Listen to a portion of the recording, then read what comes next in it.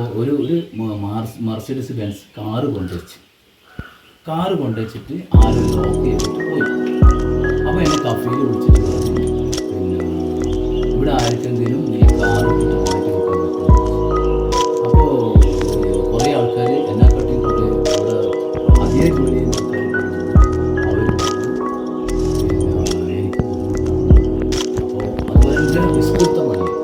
കാരണം വെച്ചാൽ ഒരു മെർസിഡീസ് ബെൻസ് കാർ കിട്ടണമെങ്കിൽ വലിയ ബുദ്ധിമുട്ടാണ്. കാരണം വെച്ചാൽ അതിൻ്റെ അടിയിലൂടെ ഫോർക്കിങ്ങിലായിട്ട് പൊന്തിച്ചിട്ട് ആ സമയത്തൊന്ന് ചെരിഞ്ഞ് പോയില്ലെങ്കിൽ കാറ് തവിടുപൊടിയായി പോകും. അങ്ങനെ ഞാൻ ആലോചിച്ച് എന്താ ചെയ്യുക, ഞാൻ ചെയ്യാമെന്ന് പറഞ്ഞു. അങ്ങനെ മൂത്താപ്പ എന്ത് ചെയ്ത് അവരോട് കഫേയിൽ മാനേജരോട് പറഞ്ഞു. അങ്ങനെ ഞാൻ ആ കാറ് ഗേറ്റിൻ്റെ ഫോർക്കിങ്ങിനെടുത്ത് സാവധാനത്തെ. അപ്പോൾ എൻ്റെ കൂടെ മൂത്താപ്പ ഇപ്പം കാണിച്ചു തന്നില്ല വീഡിയോയിൽ ഒരു മെസ്സറി ഉണ്ട്, ഒരു സെക്യൂരിറ്റി. ആളൊക്കെ ഗൾഫിൽ ആയിരത്തി എന്നാണ് പറയുക. ആ സെക്യൂരിറ്റി എനിക്ക് സിഗ്നൽ കാണിച്ചു തന്നു. അങ്ങനെ മൂത്താപ്പ അതിൻ്റെ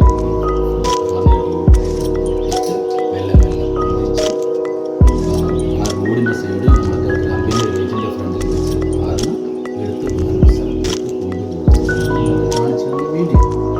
വളരെ റിസ്ക് എടുത്തിട്ടാണ് മൂത്താപ്പ ആ കാറിൽ കൊണ്ടുപോകുന്നത്. ചിലപ്പോൾ ഒന്ന് ടയറിൻ്റെ ഒരു ചെറുങ്ങനെ മറിഞ്ഞിട്ടുണ്ടെങ്കിൽ കാറ് ചെരിഞ്ഞ് അപ്പോൾ ആ ഒരു രംഗമാണ് മൂത്താപ്പ വീഡിയോയിൽ കാണിച്ചു തന്നത്. എങ്ങനെയുണ്ട് അത് കണ്ടിട്ട്? അതൊരു കഥയല്ല, ജീവിതത്തിലെ ഒരു അനുഭവമാണ് മൂത്താപ്പ പറഞ്ഞു തന്നത്. ഇതൊരു കഥയാക്കി തന്നെ നിങ്ങൾക്കിപ്പം വീഡിയോ കണ്ടിട്ട് നിങ്ങൾ ചോദിച്ചല്ലോ പിന്നെ എന്താണെന്നുള്ളത്.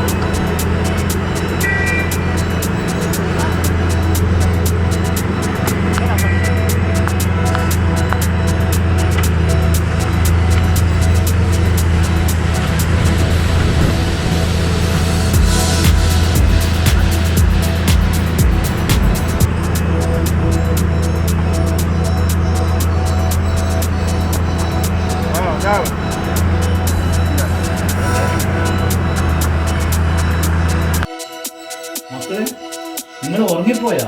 ഹലോ, ഉറങ്ങിപ്പോയാ? കഥ തുടങ്ങിയിട്ടല്ലേ ഉള്ളൂ.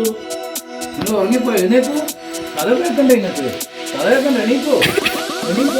അയ്യോ, ഇതെന്തെന്ന അവസ്ഥ? കഥ തുടങ്ങുമ്പോഴത്തേക്കാണ് നിങ്ങൾ ഉറങ്ങിയ. മക്കളെ, കഥ ഇഷ്ടപ്പെട്ടു? ഓക്കെ, എങ്ങനെയുണ്ട് കഥ? നല്ല രസമുള്ള കഥയല്ലേ? അപ്പൊ നമുക്ക് അടുത്ത കഥ പിന്നെ പറഞ്ഞുതരാം. ഇതിനെക്കാട്ടി വലിയൊരു കഥ അടുത്ത് പറയാൻ പോകുന്നു. Okay, okay. അപ്പം പിന്നെ ഓക്കെ അല്ലേ? ഓക്കെ അല്ലേ? ഓക്കെ.